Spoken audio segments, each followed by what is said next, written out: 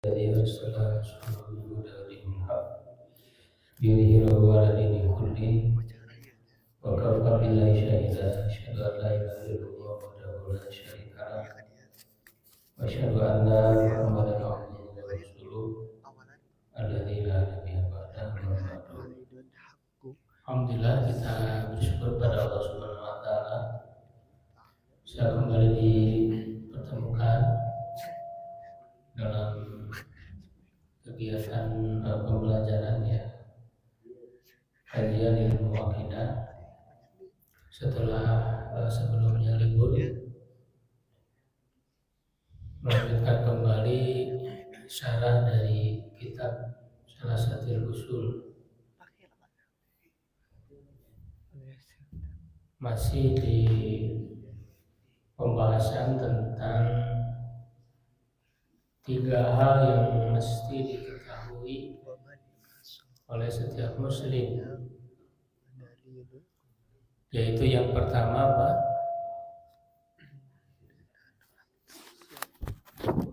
Mengetahui dan juga meyakini bahwa Allah yang menciptakan kita, memberi kita rezeki dan tidak membiarkan kita sia-sia atau tanpa tujuan. Jadi diciptakan begitu saja tapi ada tujuannya. Tentu tujuan kita diciptakan di dunia ini adalah apa? Untuk beribadah kepada Allah.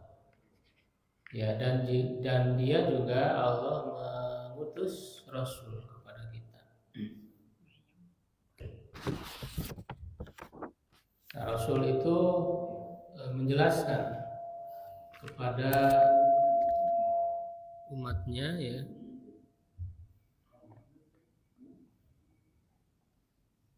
yang tentu diutus untuk seluruh manusia sebagai Rasul terakhir Nabi Muhammad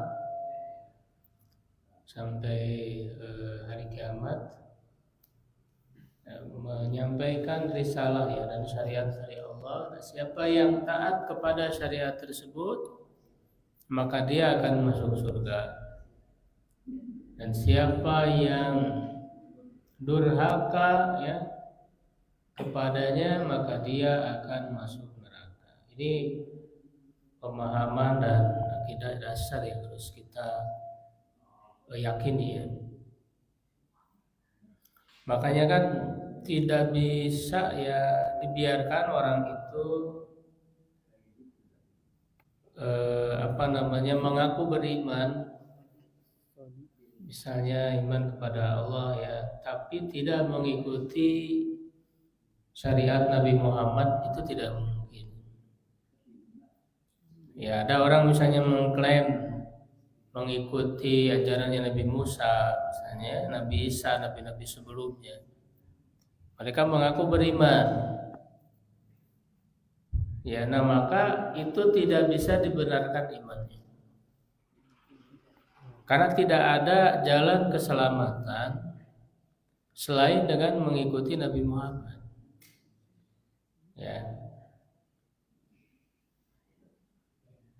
Bahkan kata Rasulullah, kalaulah Nabi Musa itu masih hidup,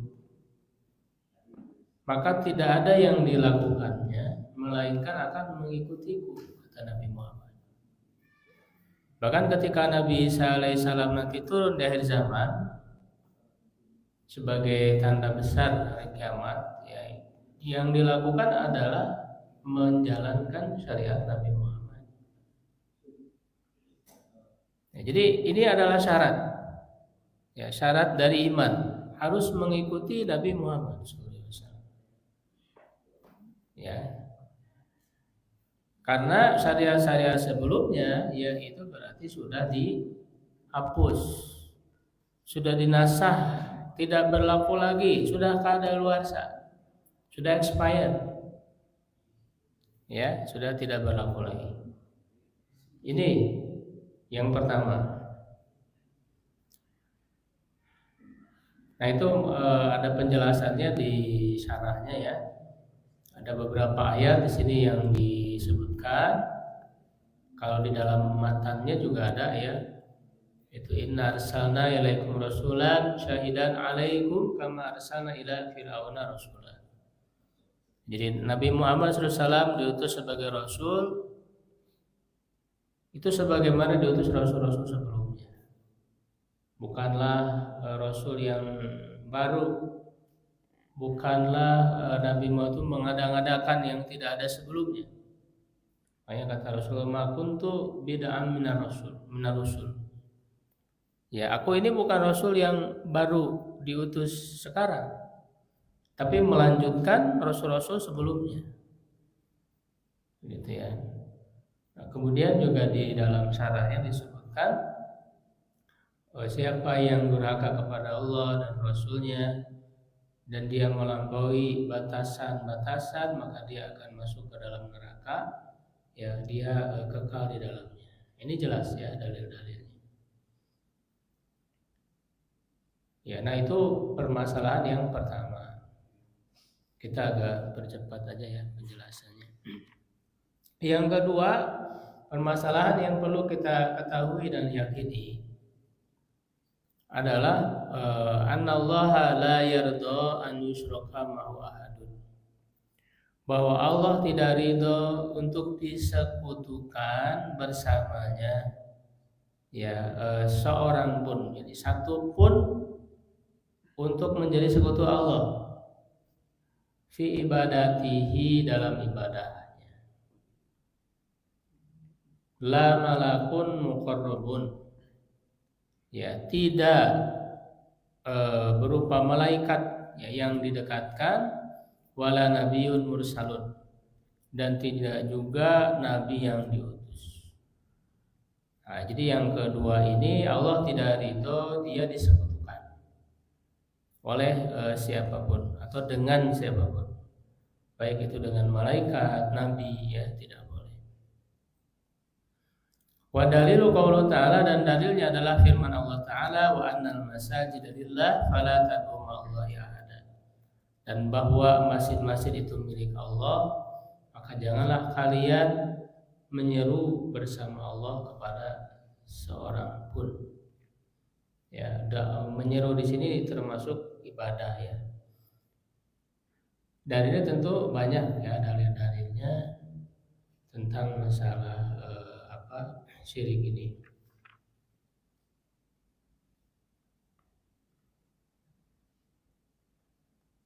Ya, dalam ayat lain ya di berikutnya surat Az-Zumar ayat 7.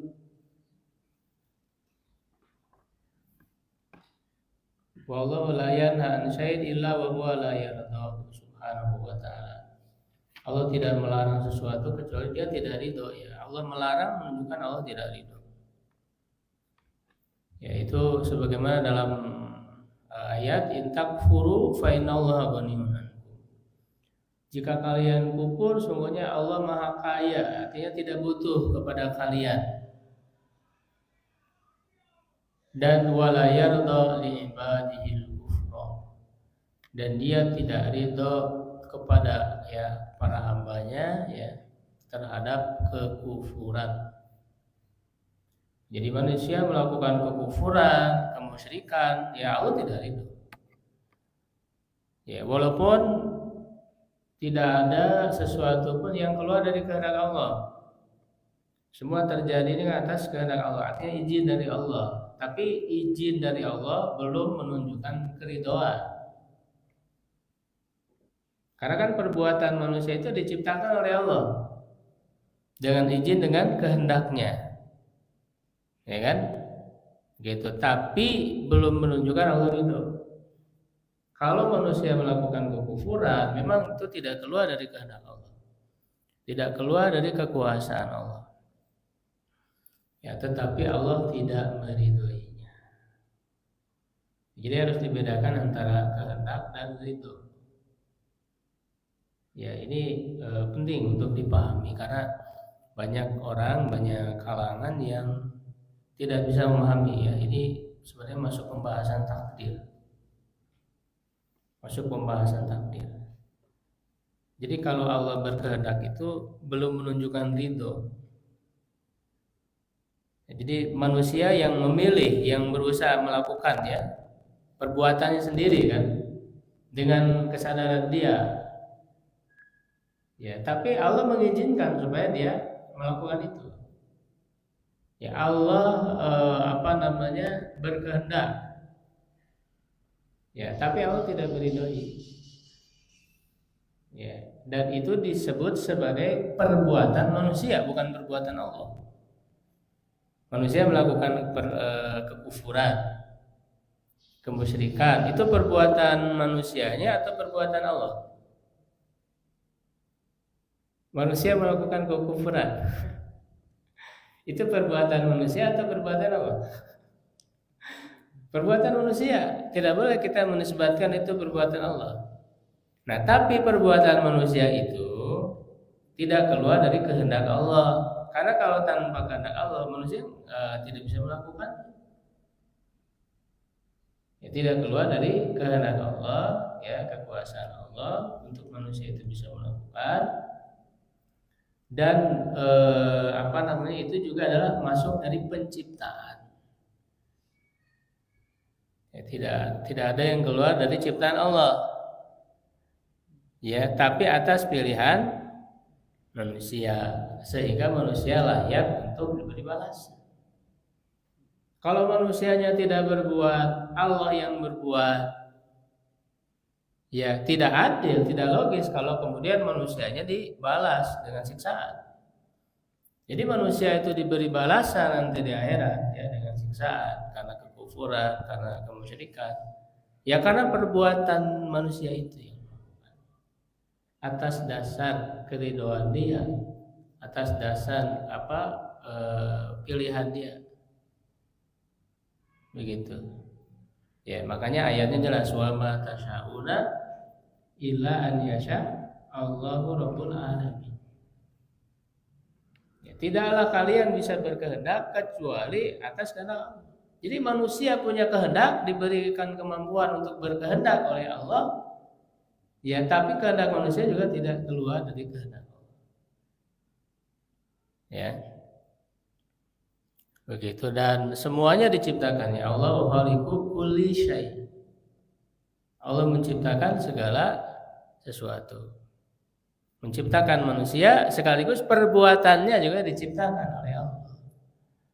Tapi perbuatan yang diciptakan oleh Allah itu tidak begitu saja, tapi atas kehendak manusia. Jadi manusia diberi kehendak, ya bukan tidak sama sekali tidak punya kehendak. Manusia itu punya kehendak. Makanya dari kehendak manusia itulah dia bisa melakukan perbuatannya, lalu perbuatannya dibalas oleh Allah.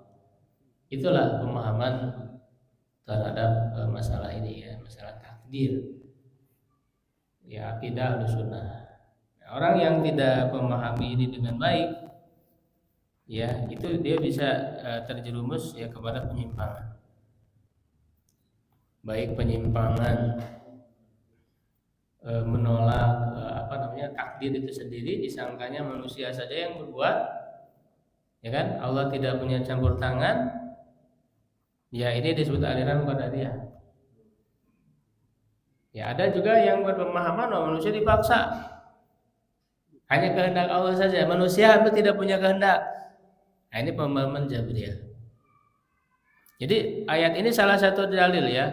La yarda li ibadihil kufur. Allah tidak ridho kekufuran yang dilakukan oleh hambanya. Padahal tadi perbuatan hamba kan tidak keluar dari kehendak Allah. Ya kan? Tapi Allah tidak meridhoinya. Artinya itu dilakukan dengan kesadaran, dengan pilihan manusianya itu. Ya, bukan atas keridhaan Allah. Gitu. Nah, itu permasalahan yang kedua, ya. Jadi Allah tidak ridho atas kesyirikan. Nah, kesyirikan kan termasuk kekufuran. Ya. Wa fa innallaha la yarda 'anil qaumil fasiqin, ya. Dan seterusnya. Di sini ada ayat-ayat yang lain. Nah, kalau Allah tidak ridho terhadap kekufuran dan kesyirikan, fa innal wajiba 'alal mu'min an la yarda bihi. Nah, orang beriman juga dia harus tidak ridho ya kepada keduanya. Li'anal mu'min ridho wa ghadabu taba'u ridallahi wa ghadabihi. Karena seorang mukmin ridhonya dan kemarahannya itu mengikuti kepada ridho Allah dan kemarahan Allah. Ya, fayaqdabu lima yaqdabullah wa yarda bima yardabullah azza wa jalla.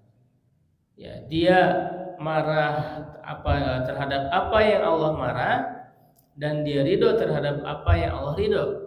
Wa kadzalika idza kana la yardul kufra wala syirka fa innahu la yaliqu bi mu'minin an yarda bihi. Ya. Makanya kan dalam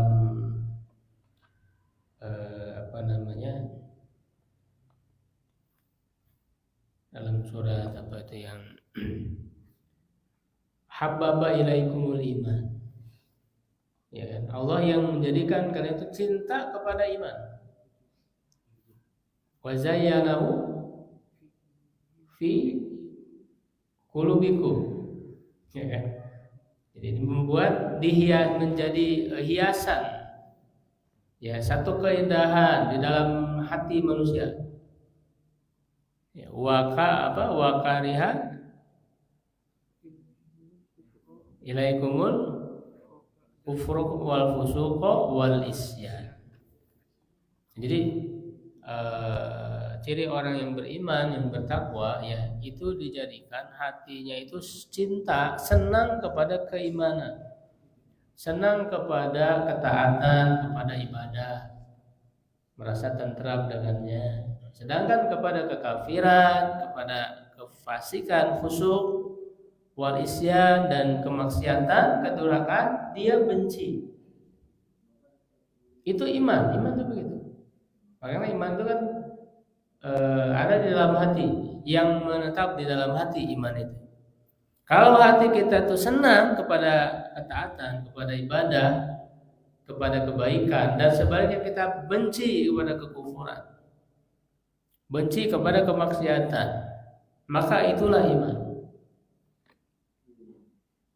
Ya, makanya ketika melihat kemungkaran, apa yang mesti dilakukan? Man ra'a minkum munkaran falyughayyir biyadihi, rubah dengan tangan. Fa illam yastati, kalau tidak mampu, fa bilisani, maka dengan lisan. Wa illam yastati, kalau tidak mampu, fa biqalbihi, maka dengan hati. Wa dzalika ad'aful iman. Jadi hanya mengingkari dengan hati, karena itu standar minimal iman. Minimal hatinya mengingkari. Ketika dia tidak bisa berbuat apa-apa, tidak bisa berbuat dengan tangan, dengan lisannya, minimal hatinya mengingkari ketika ada kemaksiatan.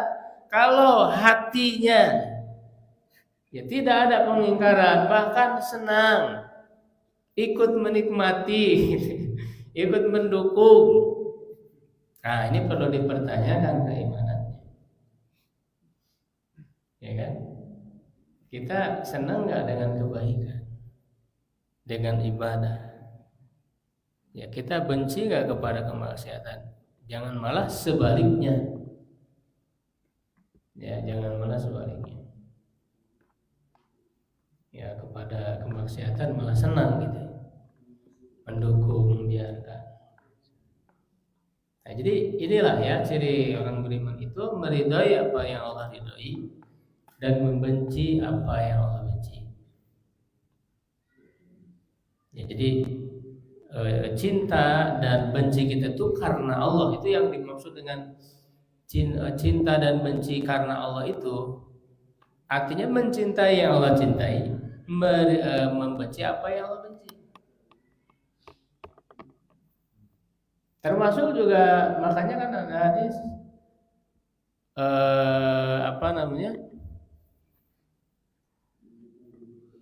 termasuk iman adalah mencintai orang-orang Ansor, hubul Ansor. Ya kan, orang-orang Ansor, termasuk juga Muhajirin. Artinya kan Itu orang-orang terbaik pilihan para sahabat Rasulullah SAW yang Allah mencintai mereka. Nah, maka kita orang beriman juga harus mencintai mereka. Allah mencintai hamba-hambanya yang soleh, para ulama, ya kan, para mujahidin misalnya, yang berjihad di jalan Allah, yang syuhada. Nah, kita sebagai orang beriman juga harus mencintai mereka. Ya, sebagai ciri keimanan. Makanya kan perlu dipertanyakan ketika orang mengaku beriman tapi tidak cinta kepada sesama mukmin, apalagi kepada ulama, ya, membenci para ulama, para mujahidin yang berjihad di jalan Allah. Para mujahidin itu kan bukan hanya dulu saja, sampai sekarang. Ya, sampai sekarang kan tetap ada, karena jihad ini adalah syariat yang abadi sampai hari kiamat. Tidak pernah dihapus, ya, tidak pernah dinasah. Apalagi ketika umat Islam ini akan mengalami kezaliman, tidak pernah berhenti sampai hari kiamat. Kezaliman itu. Makanya kenapa di Al-Quran kisah Nabi yang paling banyak diceritakan itu Nabi siapa? Kisah Nabi siapa? Nabi Musa. Ya, Nabi Musa kisahnya ketika bersama dengan atau ketika menghadapi siapa? Fir'aun. Kalau kita baca ya kisah-kisah para nabi itu kan kisahnya beda-beda ya, porsinya, ada yang banyak, ada yang sedikit. Nah, yang paling banyak itu kisah Nabi Musa ketika menghadapi Fir'aun. Kenapa itu yang paling banyak? Ini adalah isyarat dari Allah Subhanahu wa taala. Karena Quran ini kan petunjuk. Ya, isyarat dari Allah bahwa umat Islam itu akan menghadapi banyak kezaliman sampai hari kiamat. Seperti halnya Nabi Musa menghadapi Fir'aun, kezaliman Fir'aun. Dan ini selaras dengan hadis-hadis Nabi SAW yang memberikan prediksi. Ya, adalah istilahnya ya bukan prediksi, ya pasti akan terjadi kan apa yang disampaikan oleh Nabi nanti sampai hari kiamat itu. Kalian akan menghadapi para pemimpin yang zalim, orang-orang yang zalim, sehingga karena kezaliman ini ada, maka diperlukan jihad untuk menghadapinya. Ya, makanya para mujahidin di Palestina, ada para mujahidin di tempat-tempat yang lain, mereka berjihad di jalan Allah. Jihad mereka sudah sesuai syariat. Ya, karena kan ada yang mengatakan bahwa jihadnya tidak syar'i. Tidak syar'i bagaimana? Mereka orang-orang yang ditindas, dizolimi, bahkan digenosida, diserang.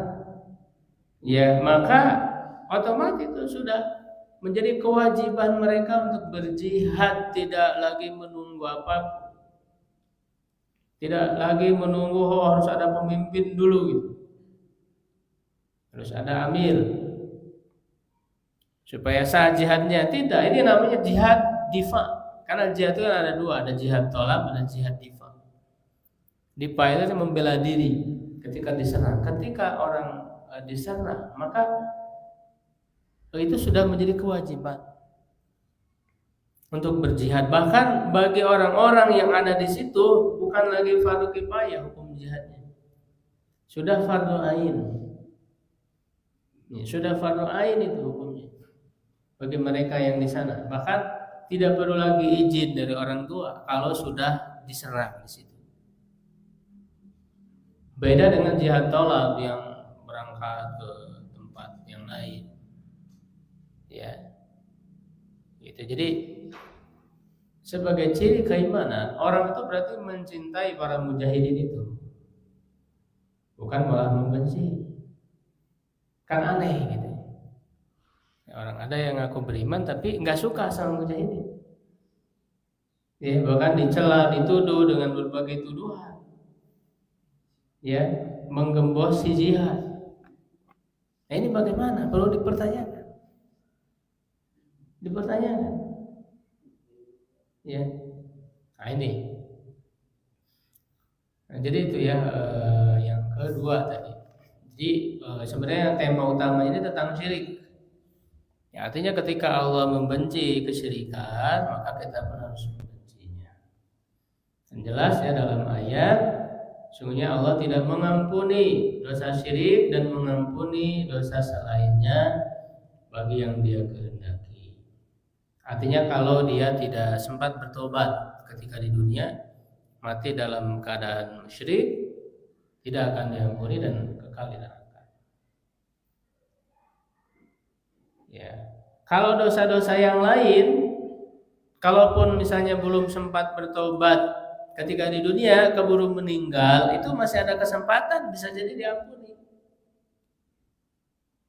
Kalau dosa-dosa selain syirik, kalau sempat dia bertobat ketika di dunia sebelum meninggal, ya insya Allah diampuni, karena kan Allah menerima tobat apapun itu termasuk syirik.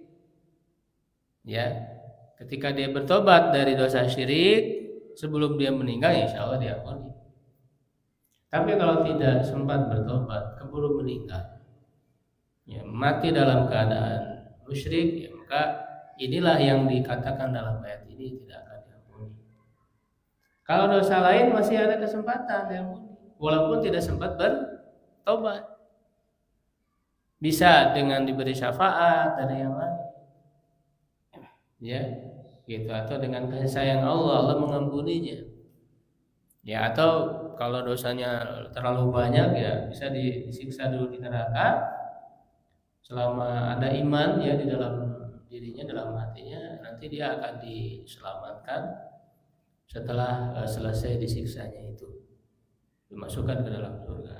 Artinya kan diampuni juga oleh Allah pada akhirnya. Ya, makanya dalam ayat lain, innahu man yusyrik billah faqad harramallahu alaihi jannah. Siapa yang melakukan kesyirikan, Allah mengharamkan surga baginya, haram surga baginya, dan tempat kembalinya adalah neraka. Man laqiya Allah la yusyriku bi syai'an dakhala jannah. Siapa yang bertemu dengan Allah, dia tidak menyekutukan sesuatu pun dengan Allah, dakhala jannah, dia akan masuk surga. Artinya kalau orang tidak syirik, berarti dia bertauhid ya. Lawan dari syirik kan tauhid. Maka tauhid ini menjadi syarat orang bisa masuk ke dalam surga. Wa man laqiyahu yusyriku bi syai'an dakhala nar. Siapa yang bertemu dengan Allah dalam keadaan menyekutukan Allah dengan sesuatu apapun, maka dia akan masuk ke dalam neraka. Ya, nah itu ya permasalahan kedua. Lalu permasalahan ketiga, anna man ata'a ar-rasul wa wahadallaha la yajuzu lahu muwalatu man hadallahu wa rasulah. Ya, ini masih terkait ya dengan sebelumnya sebenarnya. Bahwa siapa yang taat kepada Rasul dan mentauhidkan Allah, tidak boleh baginya mencintai itu mualat, mencintai, loyal ya, atau bisa juga menjadikannya sebagai pemimpin, sebagai wali ya, sebagai pemimpin, pelindung, teman setia, teman dekat. Ini makna-makna yang terkandung dalam kata mualat. Ya, makanya kan dulu yang sempat rame ya, larangan apa? Mengangkat pemimpin dari non muslim kan? Kasus Ahok dulu itu. Al-Maidah ayat berapa? 51 ya kan? Itu kan apa ayatnya? Jangan menjadikan ya aulia min dunil mu'minin ya. Jadikan wali. Wali itu maknanya bisa teman dekat, bisa pelindung, bisa termasuk pemimpin. Ya, makanya tidak salah diartikan jangan menjadikan orang kafir sebagai pemimpin. Ya, nah, jadi ini yang ketiga, Siapa yang taat kepada Rasul dan mentauhidkan Allah, tidak boleh dia loyal, ya, loyal, cinta, menjadikan pemimpin orang yang hadallah wa Rasul, memusuhi Allah dan Rasulnya, walau kana aqraba qarib, walaupun dia adalah kerabat yang paling dekat. Wa dalilu qauluhu ta'ala, dan dalilnya adalah firman Allah Ta'ala di surat Al-Mujadilah ayat 22. Ya la tajidu qauman yu'minuna billah wal yawmil akhir yuwaduna man hadallahu wa rasulahu. Kamu tidak akan menemukan kaum yang beriman kepada Allah dan hari akhir mereka mencintai orang yang memusuhi Allah dan Rasulnya, walau kanu aba'ahum au abna'ahum, dan seterusnya. Walaupun mereka itu bapak-bapak mereka, anak-anak, saudara-saudara, kerabat. Ya, ulaika kataba fi qulubihim, itulah yang Allah tetapkan dalam hati mereka keimanan, wa ayyadahum bi ruhim minhu, dan Allah kuatkan mereka dengan ruh darinya. Ya, bi ruhim minhu.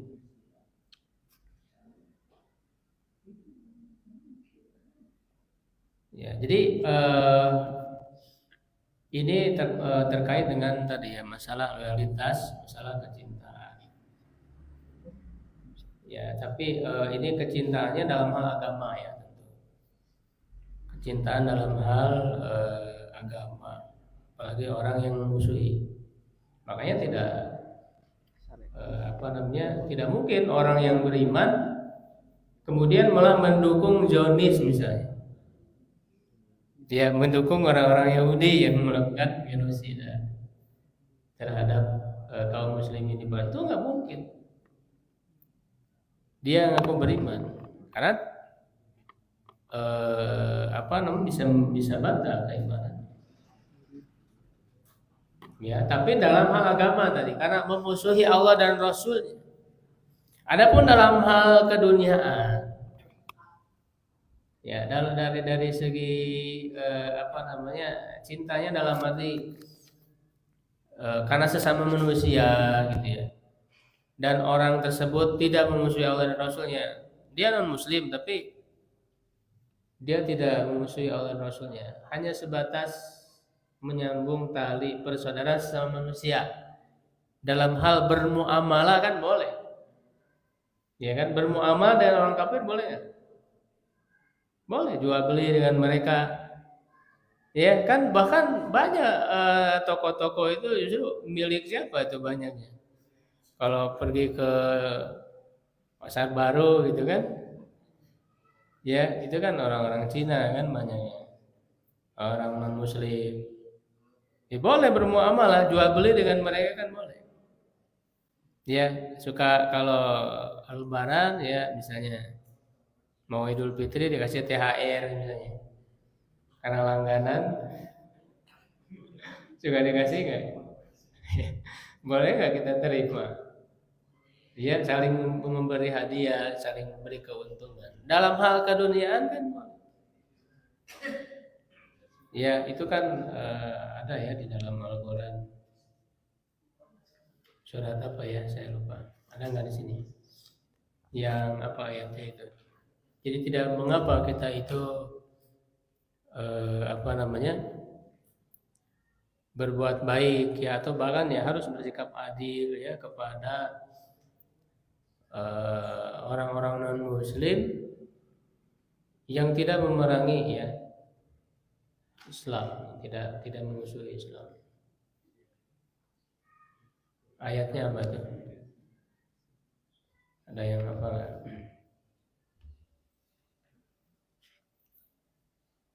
Antabaruhum wa tuqsitu ilaihim gitu.